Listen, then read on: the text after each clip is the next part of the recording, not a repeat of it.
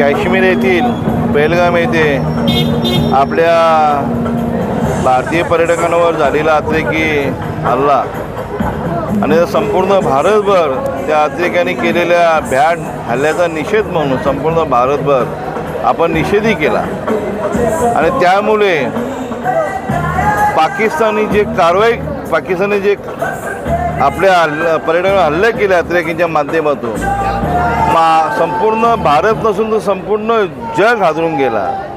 आणि मग या देशाचे पंतप्रधान नरेंद्र मोदी साहेबांनी पाकिस्तानच्या घरात जाऊन म्हणजे कराचीपर्यंत जाऊन जे अतिरेक्यांचे अड्डे होते ते उद्ध्वस्त करण्याचं काम आपल्या भारतीय सैनिकांनी केलं।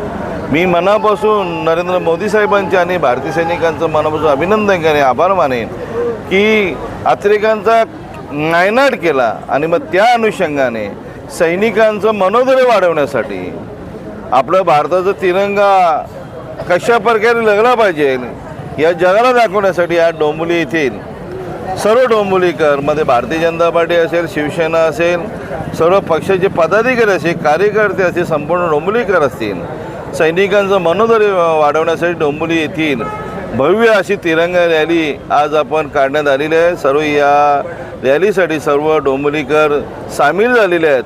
न भूतो न भविष्याची रॅली निघणार आहे। आज डोंबिवली गणपती मंदिर येथे सर्वपक्षीय रॅली काढलेली आहे। येथे कुठल्या पक्षाचा हे नाही, आपण एक हिंदुस्थानचा विजय आहे, पाकिस्तान दहशतवादाचा खात्मा करण्यासाठी ही रॅली काढली आणि सगळ्यांनी आनंद उत्सव साजरा होते। सगळ्या भारत देशात होत आहे, मुंबईमध्ये झाला, ठाण्यामध्ये झाला आणि आज डोंबिवलीमध्ये सगळीजण रॅलीमध्ये समाविष्ट झालेले आहेत। समाविष्ट झालेल्या सगळ्यांनी आणि आपला हिंदुत्व टिकवण्यासाठी सगळ्यांनी रॅलीमध्ये समाविष्ट होणे गरजेचं आहे।